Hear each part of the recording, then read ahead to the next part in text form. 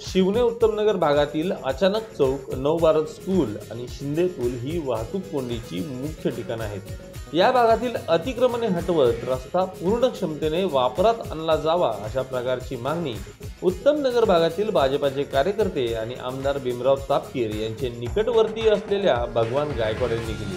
बघत काय म्हणाले भगवान गायकवाड। गेल्या काही दिवसांपासून शिवने आणि उत्तमनगर भागात मोठ्या प्रमाणात वाहतुकीची कोंडी होत असून नागरिक 2-2 तास या वाहतूक कोंडीत अडकत आहेत। या पार्श्वभूमीवर चेकमेट टाइम्स ही विशेष शृंखला चालवत आहे। आपल्यालाही याबाबत काही प्रतिक्रिया व्यक्त करायच्या असल्यास आपण नक्कीच संपर्क साधून आपल्या भूमिका त्याचबरोबर आपल्या उपाययोजना सुचवू शकता।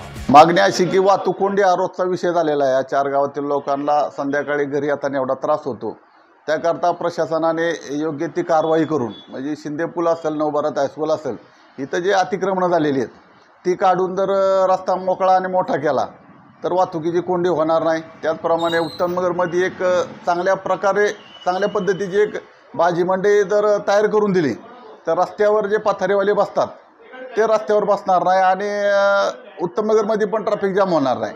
त्याकरता प्रशासनाने योग्य ते पाऊल उचलावं अशी आमच्या सगळ्या नागरिकांची मागणी आहे।